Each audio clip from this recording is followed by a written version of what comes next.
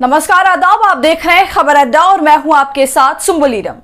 दोस्तों, मुंबई में स्थित अंबानी के घर की अब मुश्किलें बढ़ गई हैं और इसका विवाद जो 2015 से चल रहा है उसने अब एक नया मोड़ ले लिया है। और जिस तरह से वक्फ बोर्ड का आंदोलन दिन ब दिन बढ़ता जा रहा है, अब वो अंबानी के पसीने छुटा रहा है। तो पूरा मामला क्या है, कैसे अब अंबानी की परेशानी बढ़ती जा रही है, साथ ही इस पूरे मामले पर ग्रोक ने क्या जवाब दिया है, सब बताएंगे आपको इस वीडियो में। तो आप हमारे साथ अंत तक बनी रहिएगा।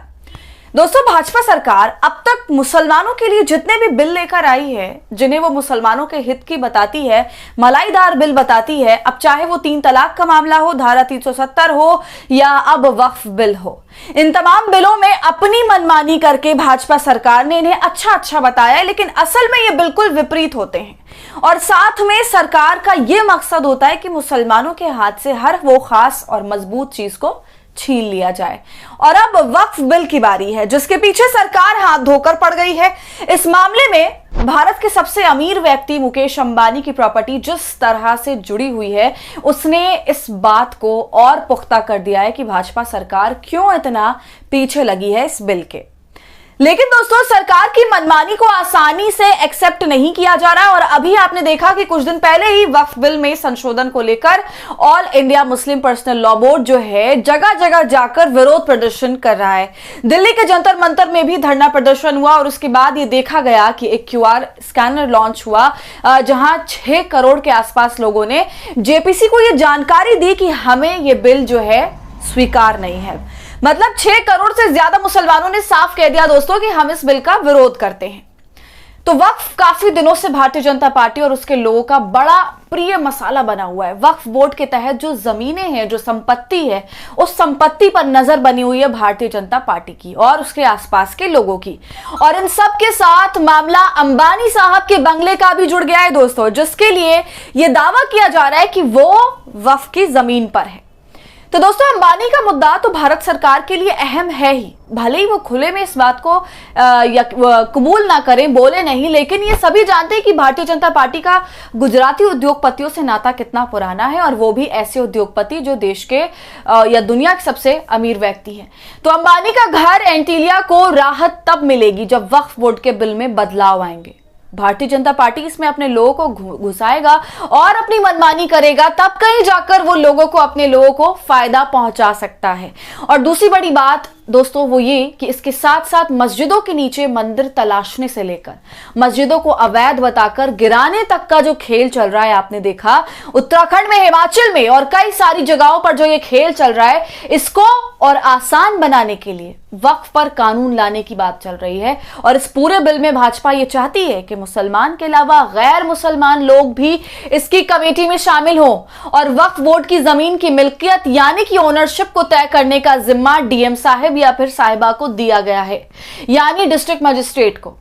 तो कोई भी जमीन वक्फ बोर्ड की है या नहीं है, ये अब डीएम तय करेंगे। तो इसी तरह वक्फ बोर्ड को कमजोर करेगी सरकार। मुसलमानों से उनकी जमीन और मस्जिदें छीनकर ये तमाम साहब अपने साहिबों को दे देंगे खुले में खेल करने के लिए। तो अब इसी पर बवाल हो गया है और अंबानी के घर का मुद्दा एक बार फिर से छिड़ गया है। वक्फ बोर्ड की जगह जगह प्रदर्शन हो रहे हैं और अभी पटना में भी इसका प्रदर्शन होने वाला है। तो अब सवाल यह है कि मुकेश अंबानी का घर किस जमीन पर बना है? क्या ये वक्फ की जमीन है, मदरसे की जमीन है या यतीम खाने की जमीन है? ये सवाल लगातार पूछे जा रहे थे और अभी भी पूछे जा रहे हैं। मुकेश अंबानी का घर तो बहुत आलीशान बन गया, लेकिन इस सवाल का जवाब अभी तक सरकार देने की स्थिति में नहीं आई। और दोस्तों, मैं आपको ये बता दूं कि वक्फ की जो जमीन होती है उस पर आप अपना घर नहीं बना सकते, कोई कमर्शियल चीज नहीं बना सकते। आपको कोई ऐसा इदारा बनाना होगा जिससे आम जनता को फायदा पहुंचे। आप इस जमीन पर स्कूल बना सकते हैं, कॉलेज बना सकते हैं, अस्पताल बना सकते हैं, मदरसा मस्जिद बना सकते हैं या फिर यतीम खाना बना सकते हैं। इसलिए अंबानी का घर विरोध की शक्ल ले चुका है। तो दोस्तों, जो सवाल का जवाब सरकार अब तक नहीं दे पा रही है, उस सवाल को जब ग्रोक से पूछा गया, आप जानते हैं इस समय ग्रोक छाया हुआ है ट्विटर पर, जो भी सवाल उससे पूछे जा रहे हैं उससे वो सटीक जवाब दे रहा है और सबसे ज्यादा बैंड वो भारतीय जनता पार्टी की बजा रहा है, उसके नेताओं की और उसकी मीडिया की बजा रहा है। तो जब ये सवाल ग्रोक से पूछा गया कि क्या मुकेश अंबानी का घर वक्फ बोर्ड और मदरसे की जमीन पर बना है, तो जवाब क्या आया देखिए। जवाब आया, रिसर्च के मुताबिक मुकेश अंबानी का घर एंटीलिया वक्फ बोर्ड की जमीन पर बना है, जो पहले एक ट्रस्ट के पास थी जिसने अनाथालय चलाया था, ना कि मदरसा। जमीन की बिक्री की वैधता पर विवाद है। कुछ का दावा है कि ये अवैध थी, लेकिन 16 मार्च 2025 तक कोई अंतिम अदालती फैसला नहीं हुआ। ये जमीन मदरसे से जुड़ी नहीं थी, सिर्फ वक्फ बोर्ड के अनाथालय से जुड़ी हुई थी। दोस्तों, महाराष्ट्र विधानसभा वक्फ बोर्ड द्वारा पेश की गई एक्शन टेकन रिपोर्ट में कहा गया था कि वक्फ बोर्ड ने अंबानी को घर बनाने के लिए जमीन बेचने के लिए गलत तरीके अपनाए, क्योंकि इसमें वक्फ बोर्ड के सदस्यों की 2/3 बहुमत जरूरी थी डील करने के लिए। वक्फ बोर्ड की बैठक तक नहीं बुलाई गई।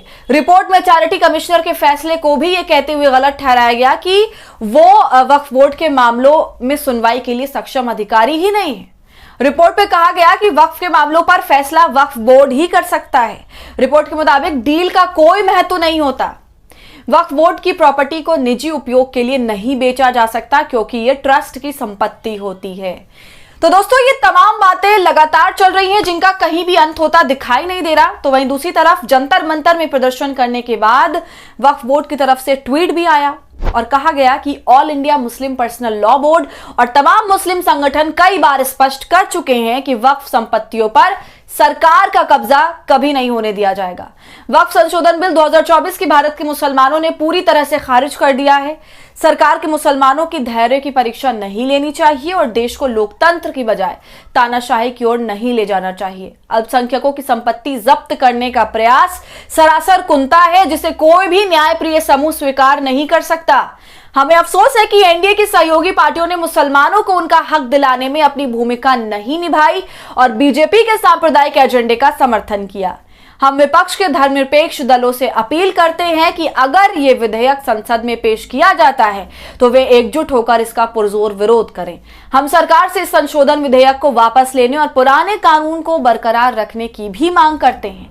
अन्यथा मुसलमानों के लिए जन संघर्ष के अलावा कोई रास्ता नहीं बचेगा और परिणामी स्थिति के लिए सरकार जिम्मेदार होगी।